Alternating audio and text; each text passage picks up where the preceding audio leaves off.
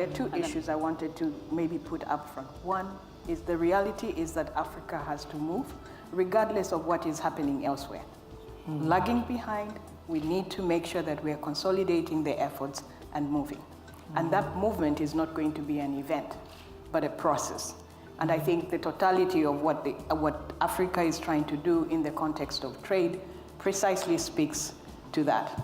Trying to see how they can collectively come together to ensure that the efforts on the economic side are able to yield results that are able to move them in a direction where they start addressing the poverty aspects, in particular in a very sustainable way, which I think earlier on somebody spoke to the sustainable development goals.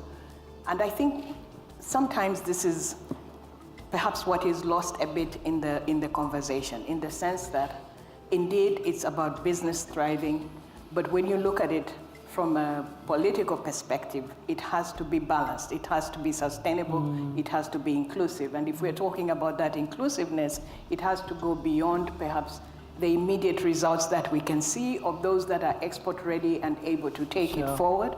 But you also have those that are really lagging behind, but do have the possibility of creating an opportunity that can enable them to also, at the end of the day, be able to generate some income that changes their lives, because at the end of the day, this is really what governments are. So I think a distinction in terms of how you approach that from a strategic point of view, identifying clearly what are your targets, what are you trying to achieve, and who is going to be part and parcel of that process. But that must be really challenging, 26 member states It absolutely is, and I think this is where the fundamentals are. You asked me the question, is it working? I would say yes. Is it at its optimal position? I don't think so. Yeah. Being one that has been involved in trade negotiations and looking at where we are coming from, it's barely 10 plus years when most of the countries had tariffs as high as 100, and I remember my own country had tariffs which were exceeding 100. If I look at the lowest tariffs that they have now, it's 25. So the short steps are being taken, but we're not yet there. The opportunity is immense, and I believe that this is where Africa needs to consolidate its efforts.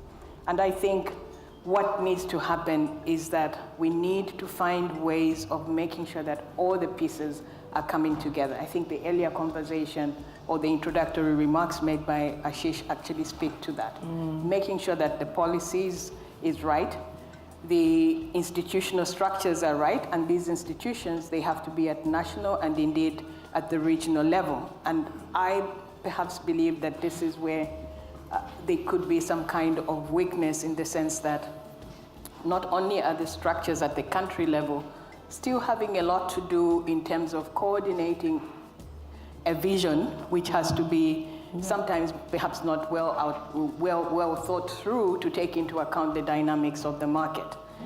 You have a process going forward which is lagging behind the market evolution. And I will perhaps give a concrete example. In the context of the continental negotiations, or indeed the regional negotiations, much focus has been on the reduction of the tariffs. And yet you leave out a substantial aspect of services, which is key to any successful business strategy. I think that has only happened in the last few years. So it's evolving, making sure that that capacity is there. The ownership by the countries has to be there. And unless that is also addressed, you will not be able to move. I think the third element, which from our perspective, coming from an organization that is actively working with small and medium enterprises, is the lack of the link between the policy, the institution, and the small and medium enterprise, or the enterprise level intervention. So you have created a framework.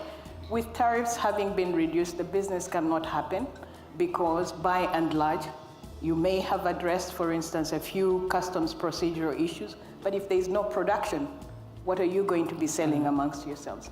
So these are some of the issues, I think, that need to be addressed. Yeah, David, I'll come to you actually, because I know, is it fair to say that you're not a massive fan of the institutions? Is that the right From a way to massive put it? fan, yeah. No, I believe, well, I think there's two things. Remember, when we look at trade in Africa, the first is I actually think that trade in Africa is growing quite strongly. And, you know, if you actually spend some time and dig around a bit and ask people, where did this come from, where did this come from, you actually find that there's more in African countries than you could ever imagine. So there's a lot of trade that's happening. My suspicion is, and I think Dorothy's right here, that there's this mismatch between the rules that have been implemented and I would say particularly the actual difficulty of getting stuff across a border, which has nothing to do with the tariffs, it's just the whole complexity of it. And that's Is that to do with infrastructure? It's due to infrastructure, it's due to actually that it's really non-tariff barriers that are probably the bigger drag on trade in it. I think to start with, I would look at institutions from two perspectives. One is the trade and investment support institutions that have to provide a service to enable the smaller ones to be carried on, to be able to improve their products to the quality and demands of the standards that are made of them, because you can't assume that everybody is going to be in the category that they're able to do this. Second aspect, which is also equally important, there must be effective engagement between private sector and government. And unless that dialogue is there, I would see a situation that continues to reflect what the policymakers think it should be, which is not necessarily speaking to the needs of private sector. So unless you can have a mechanism that allows that discussion to move forward, take clear decisions for which you have a clear mechanism that monitors the implementation and addresses needs of adjustments if that is required along the way. But clearly, from our perspective, we actually spend a lot of time with government, with working bodies and trade, trying to get the system and the process is quicker. I think the key element around the whole process is actually execution. So it's not about having hundreds of meetings and discussing the problem. It's about coming up with a solution that's as near as right as possible and then actually making it work on the ground. And a really good example of that is Rwanda. Rwanda wanted to reduce the lead time. Rwanda's main port, being a landlocked country, is Mombasa in Kenya. And the government took it upon itself to go and renegotiate all the customs tariffs across the borders, more importantly, update all the systems and build one integrated platform that could deliver from Mombasa through to Kigali. And they managed to change the lead time for delivering a 20-foot container from Mombasa to Kigali has fallen from 26 days to 6 days as a result of that process, with very little money being spent, really just somebody with a will to bash heads together and actually implement a solution. And did you want to add to that? Well, in fact, I share what has been said, but in addition of that, in terms of the need of regulation, of course, but at many stages we are slow or blocked by a lack of regulation, or maybe people who doesn't apply the regulation. We are hiring and training people in many countries, more than what we need in this country, because we have a global view of Africa. Then just for immigration from one country to another country, it's sometimes even more difficult than having people coming from Europe. And this is also some challenge which can be resolved only through the regulation and through the agreements between the various countries. SADC is one area where they try to have also mobility of the people, which is facilitated. And so we are completely tied to this regulation, and this is probably something which can slow or speed the business in the future. Thank you. Yeah, sure. I mean, a practical example of that, which I think is a sad reflection of how bad the system is. So one of our global customers, one of the top 10 companies in the world, approached us and said, we want to set up a center for distribution in Africa. Can you advise us where it should be put? And we did lots of research around the tariffs from moving across West Africa, west into east, east to south, south, et cetera, et cetera. And unfortunately, the conclusion at the end of it was it should be in Dubai. Really? Yeah. So they've now, they're now setting up their African distribution center in Dubai. Not because they think Dubai is a good place to be, but because actually from an economics perspective, and that goes to the difficulty of taking stuff from country to country in Africa. It goes to the lack of infrastructure that actually makes it expensive to deliver your product into the country, store it, the lack of free trade zones, etc. And Africa is missing a huge opportunity there by not getting on top of this and solving it. Africa has made huge progress. Zambia has made huge progress in becoming entrepreneurial. And how is that? Maybe because Africans can cope with change. They will welcome change. And they learn from each other. And this is something that Alain was referring to. People learning from each other across Africa and the rest of the world. So cultures come into it. So really, I'd welcome any comment on the people aspect of developing and nurturing the entrepreneurs that exist in Africa. But, Absolutely. Africa, we need more.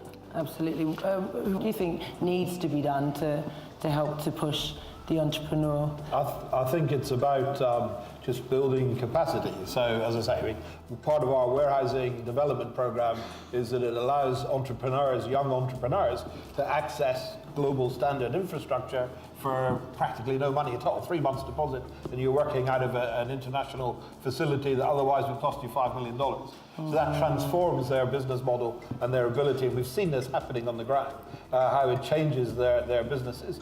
But I think as any big company working in Africa understands that probably the biggest constraint to growth and actually building your business is the human resources that you have available on the ground.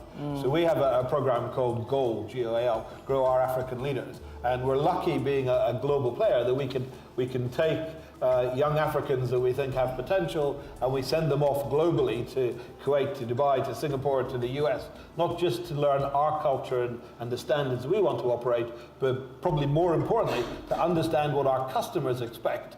Intra-Africa trade is something that not enough attention is paid to.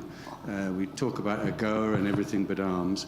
In fact, in my area, Eastern Africa, yes, there's the East African community, yes, there's the tripartite free trade area, all umbrella things, but what really generates trade is infrastructure, is peace and stability. When South Sudan became independent, within months it became Uganda's largest export market. They're building a road from Nairobi to Addis Ababa, and all along that road, Africans don't need training in being entrepreneurs. With respect, you're talking about managers. These guys have been living off their wits for years. They know more about trading and doing business, entrepreneurial business, than most of the people in this room. You've got to just give them the conditions. It's not enough to have a trade framework which is not functional or not being implemented, because what you're struggling with now for all the three recs that I had given an example of is really the implementation aspects. I think the fundamentals have been put in place. Of course, that scope needs to be expanded to take into account the new developments, the services side, and indeed whatever else needs to be done there. A clear observation from investing in 25, 30 different countries across Africa is the simpler the government can make it, the more transparent it is, the more likely they're going to attract FDI. I mean, Rwanda's been a great example of this as to how quickly you can set up a company, you can get operating established. So I think the message for governments is keep it really simple, keep it transparent and easy. I'm going to stop it there. Thank you to all of the panelists. Thank you also to BCA for the opportunity to host today. So thank you very much.